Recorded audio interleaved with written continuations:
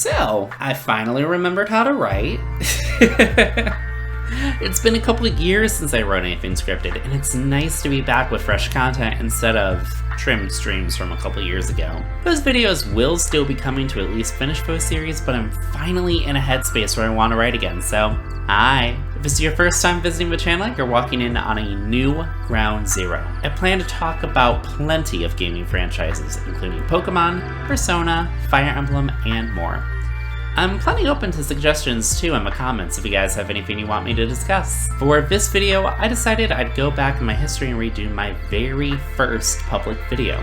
My favorite Pokemon of each type. Bit of a simple video, but one with minor backstory to it. You see, I had originally set up this channel to follow the Billboard music charts week after week, counting down the top 100 every week while using tiny snippets of each song, which I edited together using Windows Movie Maker. Obviously that landed me in some copyright troubles, so when I went to make that video, I had to split it into two and keep in mind the time because I wasn't allowed to go over 15 minutes. Now, I can kind of just ramble on for however long I want, which is definitely not something I'll be abusing at some point. Wink wink, hint hint, nudge nudge. Now, to get started on my list of favorite Pokemon updated for the modern day since only 6 generations were available last time. Oh, yeah. Also, like, sub and all that, you know, the YouTube stuffs. Anyway, let's begin. Kicking off our list, we have Kricketune, the mustachioed bug from Sinnoh. While a very basic Pokemon, I've always had a fondness for turning things that seem weak and pathetic and turning them into absolute powerhouses. This is something I'll do quite often when I play Persona, just taking an early game demon and turning them into the most insane package. An adorably insane package sometimes. Rock that head, Kate Sif. Anyway, Kricketune actually sits dead last in terms of fully evolved Pokemons based at totals once you exclude Shedinja. So this thing being able to actually do things is pretty crazy. But things I have done. Using my most recent playthrough of Brilliant Diamond, for example, I had Kricketune blast through both Rourke and Cynthia on its own. Were X items involved both times? Sure. Just using the game's resources, especially when the X defense for Rourke is literally in the cave where you're to retrieve him, almost as if it's intended to be used there. Other bug types I'd like to highlight as quick favorites include Beautifly, Heracross, Scizor, and Volcarona. Anyway, Epic Cry, fun to use despite being weaker than a wet paper towel, will always find a way onto my team. So long, Scizorly anyway. Next up, we have Absol, a Pokemon that can sense disasters but still wants to hang out. At least in Mystery Dungeon anyway. One thing you'll pick up from some of my later picks is that I tend to like the more adorable or elegant Pokemon, and Absol absolutely fits the bill. This especially becomes apparent with Mega Absol, where, through a combination of Neutrogena and Red Bull, the Baize gets a lovely haircut and a set of wings. Unfortunately, I've never had the pleasure of using Absol in a mainline title, if only because I usually solidify my team before the end of the second gym. What I am able to glean, though, is that Absol is a glass cannon, but hey, some glass cannons are worth firing, and I believe Absol fits the bill. With pretty high physical attack, middling speed, and access to Sucker Punch, you can at least fire off one very solid shot given the right setup. Some other dark types I want to highlight as quick faves are Darkrai, Zora, Mega Sableye, and Weavile. Absol will always beat them out of the end though for mixing that dark allure with a pretty solid, elegant design. For the big, bad, scary dragons, we have Dragonite. Once pictured to be as big as a lighthouse, the reason I find myself attached to Dragonite is twofold. First, let's be honest, the thing is absolutely adorable. It's like a Barney character, especially when it becomes shiny, but you know it's very powerful and that the looks aren't just for show. The other reason though is that Dragonite is the picture of resiliency in the competitive scene. And, speaking as someone who has been through a lot, I can very easily relate. Starting off as MC Knight in Gen 1 just due to dragon moves simply not really existing, meaning the best move that I had to use was Wrap, the dragons had a couple stints as a mixed attacker under Salamis' shadow before going fully physical and hitting OU for the first time after Salamence got banned in Generation 4, and properly standing out on its own from Generation 5 onward thanks to the amazing ability Multiscale, making it so that Dragonite takes half damage if at full. Its dominance is stronger than ever today with Terastallization, allowing Dragonite to become pure normal and spam the hell out of boosted extreme speeds. Obviously there's some other dragons I like, such as Flygon, Altaria, Latias, and Rayquaza, but Dragonite's pretty solidly my favorite dragon type. Oh yeah, this dragon too. Mega Ampharos once again embodies that elegance I've mentioned a couple times, going with Absol on a shopping trip for Neutrogena and sporting a very luscious set of locks. The reason I'm highlighting Mega Ampharos here and not Mega Absol back in my Absol section is that regular Ampharos just doesn't really do a lot for me. Mareep's cute, Fluffy's cute, Ampharos, Mega Ampharos also does pack on the power, making Ampharos's base 115 special attack shoot all the way up to 165, while sporting some more bulk too. Of course the slow speed hurts a bit, meaning it's going to need to lean on that defense, but outside of that, Mega Ampharos is very fun to use. Some of our electric types I'd like to highlight are Lantern, Pichu, Zapdos, and Chargebug, but none of them hold a candle to how much I like the flowing mane of Mega Ampharos.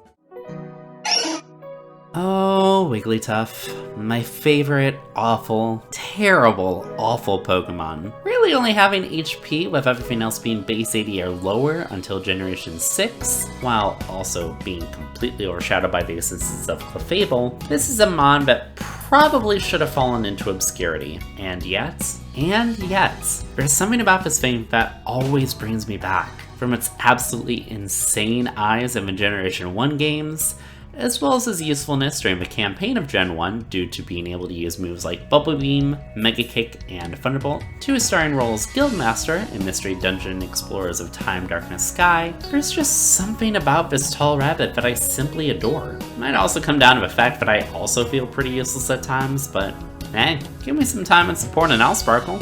Anywho, some other fairy types I like to highlight here are Slurpuff, Mega Altaria, Comfy, and the absolutely insane Screamtail. But I'll always come back around to Wigglytuff time and time again, even if it really is awful.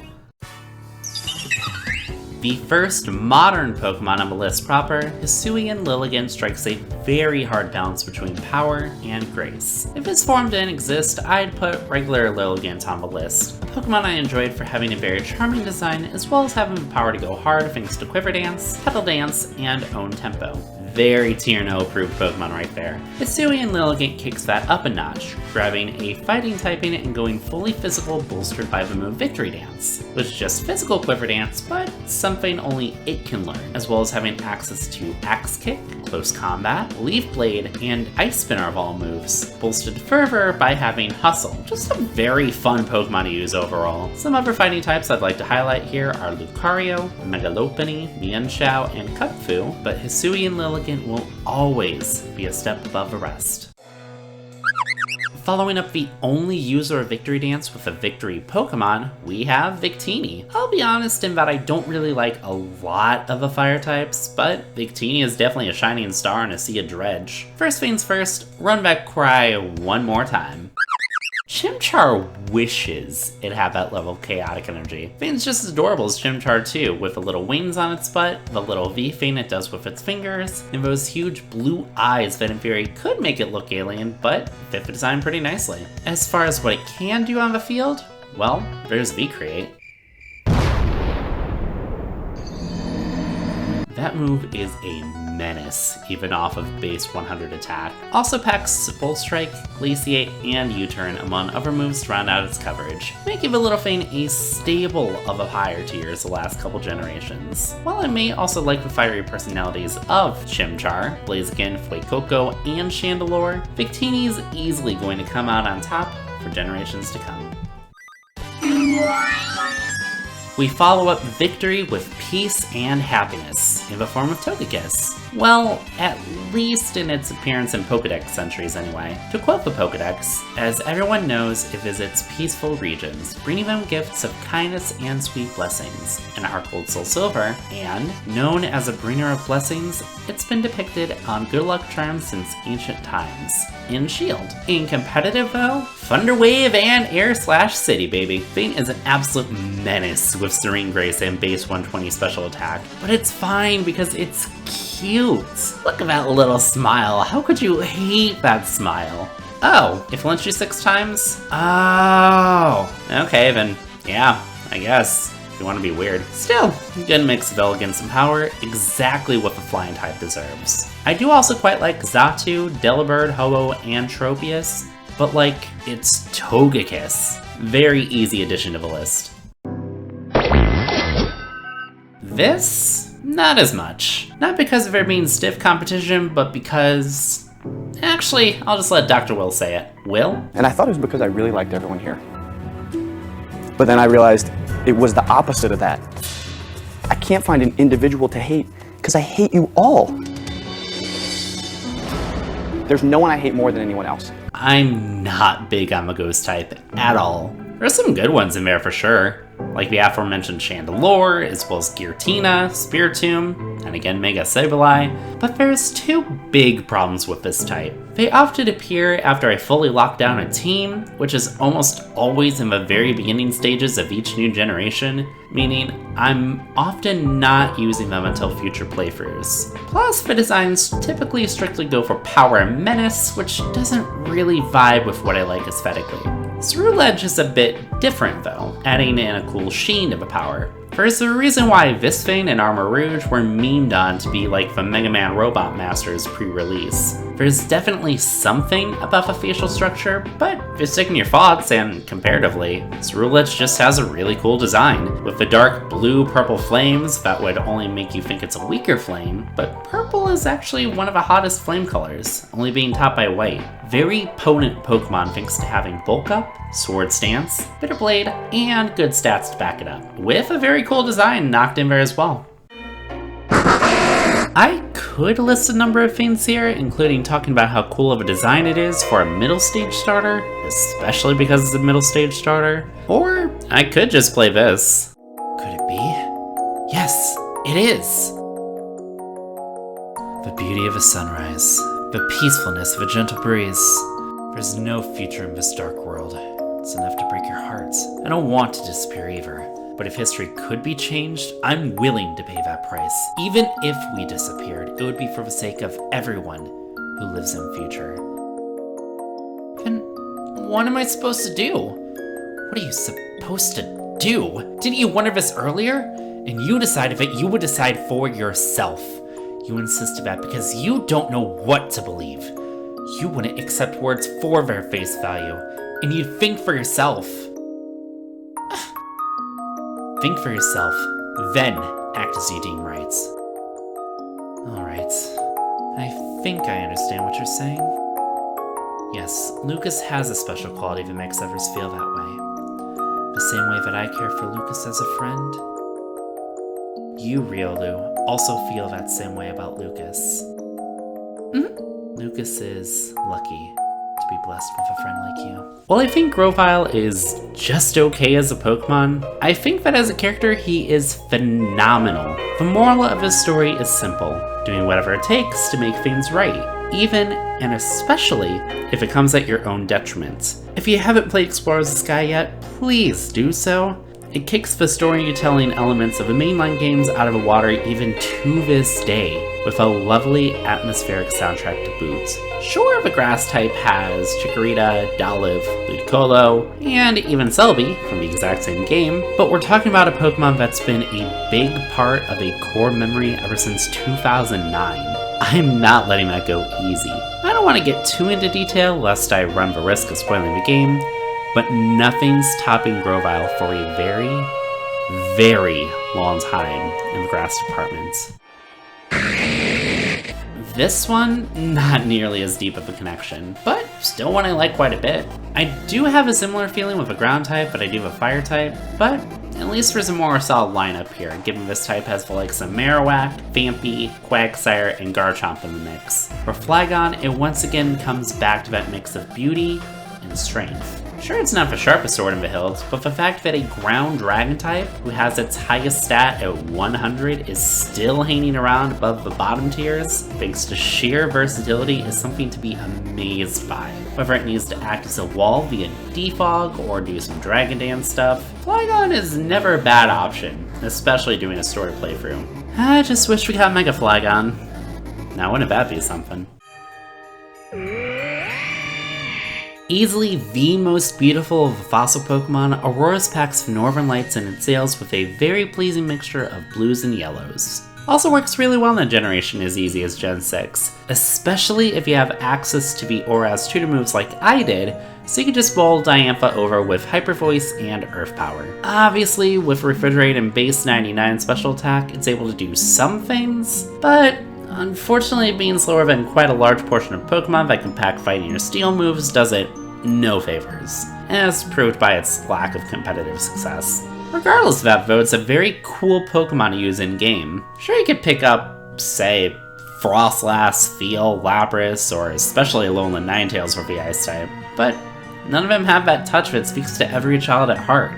Dinosaurs. I'm not gonna lie, I'm pretty easy to please. Aurorus just checks a lot of the right basics for me. Yeah, I put down another member of a Wigglytuff line with mentioned Screamtail earlier, and you know what?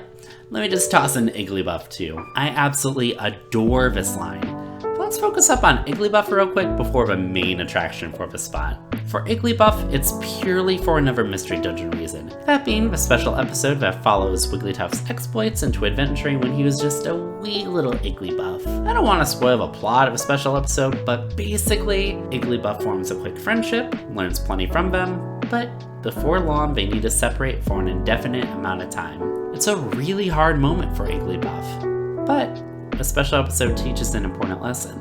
Even if our time with someone is short, there's always going to be something we can take away from every relationship that we have, to learn from, or to cherish, or both.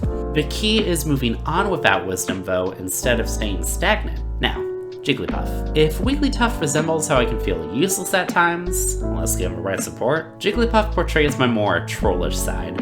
I'm not going to act like I'm a patron saint. I try to lift my friends and whatnot up when I can, but there's just something inherently fun with messing with people just to have a good time. There's very easily another version of me in another reality where I was drawing on people at frat parties, much like Jigglypuff in the anime when she puts her target to sleep, complete with the sassy attitude when ignored and left alone.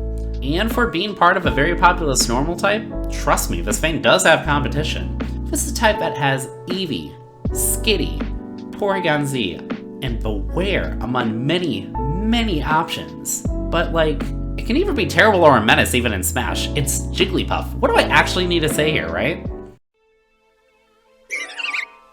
So, Poison type. I may have my misgivings about the Fire and Ground type, as well as the Rock type coming up, but Poison is very actively my least favorite type. There's just a lot of ugly Pokemon here. Weezing, Muck, Garbodor, Quillfish, Amoonguss, Sneasler. Oh god, Sneasler. List just goes on and on and on. I'd say there's only about 3 Pokemon that I actively do like in this typing. Bulbasaur, Oddish, and my choice for a poison type, Roserade. I think for me, it's mostly how it evolved on what was originally a pretty plain design of Roselia, working with the flowers to bring some allure while making sure to remind you of the phrase every rose has its thorns, both with in-game appearances alongside Cynthia as well as competitive, where it's still able to keep up in the lower tiers thanks to spikes, an impressive 125 base special attack, and useful offensive options in Sludge Bomb and Grass Knot. It's got style, and it's got punch. Not really something Bulbasaur or Oddish could claim, but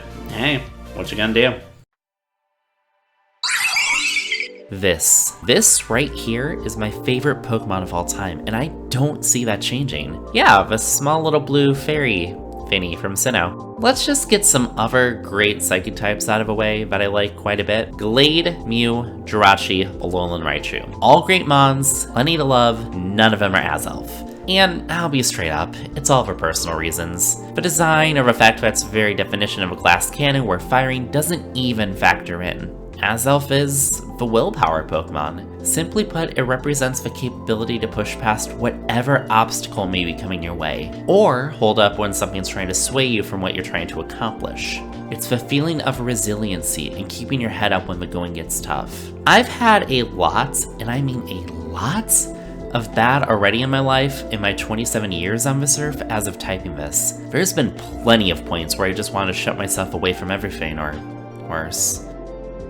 Between people not believing my issues are actually real or shutting me out because I don't support them as much as they want me to, despite me supporting them a hell of a lot more than they supported me, to everything at home before I left, to everything in between, there's plenty of good reason as to why I should have just thrown in the towel at this point. And for a while, at least on the YouTube side of things, especially for Pokemon, I did. I picked up Twitch streaming as a result, something I definitely enjoy, even if it's a bit more draining, but eventually something just clicked. It doesn't really matter that I had a bad experience with someone multiple years ago. It doesn't matter what someone said about me or what someone did toward me. What does matter is how I choose to react and respond to it. Allowing myself to wallow was never the answer, nor should it have been my answer for nearly 4 years.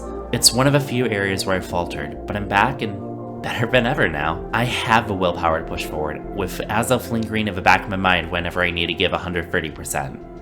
As corny as that sounds. Far less of a personal reason here, and the only other Pokemon that didn't exist when I put up my original video. As I stated earlier, I don't really vibe with a rock type, like, at all. I like Sudowoodo, Rockruff, Mora, as well as Shuckle in an ironic way, but everything else, very indifferent opinions on. Unless you're the likes of Glamora, which I only really dislike because it should have been Gita's lead and not her ace. I swear she'd be a hell of a lot more potent with King Gambit in back, and without a Go-Go or Avalugg. That's for another day though. So, my Minior. Honestly, I just find it pretty cute. It's a damn shame the Pokemon hasn't returned ever since Dexit happened. I'd love to see Minior run in an engine that isn't the 3DS. Plus it has the built-in Shell Smash support, which works really well with acrobatics, bright coloration forms, and a shiny that's a black hole. Really cool stuff with this thing. Plus it's space-themed, and much like how the child in me still lets me enjoy the hell out of dinosaurs, I find that same wonder in the endless possibilities that is outer space. Sure, the concept leaves me existential dread sometimes at 4 AM when my dreams suddenly turn to pondering about what happens once the world ends, especially to the society we've built up for a millennia, and how my very own existence won't matter long after I'm gone, but Minior, it's cute. I'm ready for free hugs whenever, please. The last spin-off related Pokemon in this list, and what do you know, it's Mr. Junction Explores the Sky again. When we finally got the reveal for Brilliant Diamond and Shining Pearl, which ended up being games alright, I know I wasn't the only one waiting with bated breath for Primal Dialga to finally make its appearance in mainline, following the Generation 6 Primals, but no. We just got Arceus reskins for both Dialga and Palkia. Something Giratina doesn't do. Just gross all the way around. It would have been really cool for them to have abilities to really screw with the flow of battle too, with Primal Dialga having something that would allow Trick Room to be set up immediately, whilst Wonder Room would come in off the bat for Primal Palkia, or something like that anyway. But unfortunately, that's just copium and daydreaming talking at this point. Dialga is just also a really cool concept in general, seen over time as opposed to Celebi, which just travels through time. Also, the name, Dialga. Dial. Sundial. Keeping track of time. As time marches onwards, regardless of if we keep track of it or not, change is to occur. How that change takes effect is to be seen. The only thing for certain is that time only marches forward and is unavoidable. Use it as you see fit. Okay, I promise no more existential tangents for the rest of the video. Oh, right. Before I forget, I also like Metagross, Aggron, Orform, and Magneton of a Steel type, but, like, come on, man, it's Dialga. Dialga, dude, come on. I had had a through line of elegance and power throughout this video, so I feel it's only natural to have milotic be my pick for the water type. Sporting in 2011 Ariana Grande red locks and an absolutely stunning shiny form. There's nothing to really dislike about milotic. Sure, its pre-evolution was annoying as hell to get, and you were kind of hoping you were good at profit making or Pokeblock making before the introduction of the Marvel scale once you did get it, but it's a perfect example of the ugly duckling fairy tale. Be careful who you call ugly in grade school. It may just be a flower waiting to blossom. With all that said, milotic's held solid competitively thanks to its defensive profile and access to both Scald and Recover, with the Sea Serpent coming back in Generation 9 with what looks to be a Scald, something that got taken away from everything except for Volcanion. It'll be interesting to see what milotic's able to do in the current generation. As for other water types, sure Piplup's cute, sure Primarina's underrated, sure Suicune's incredibly graceful, and sure Iron Bundle's absolutely crazy, but if we're talking all the water types, I'm always going to initially gravitate toward milotic. Before we go, just a couple shoutouts. First, to my only patron at the moment, Maggiefall. The fact that you're still around even when I haven't felt motivated to do much with it at all is incredible, and I do really want to thank you. Also to some creator friends who have kept the creative juices running while I've been on zombie mode, whether they know it or not, those being Eon Aegis, James Poley, and Adam Music. All their links are down below, please check them out. I do also want to reignite my Patreon soon with reimagined perks and everything. If there's stuff you'd specifically want to see there, please leave it down in the comments. Also, if you enjoyed, please leave a like, leave a sub, leave a comment telling me what part you liked, what I can improve on, what your favorite Pokemon are, that sort of thing. Until then, my name is JoyPals. The next video will be all about how I would improve gyms. This is JoyPals signing out. See ya!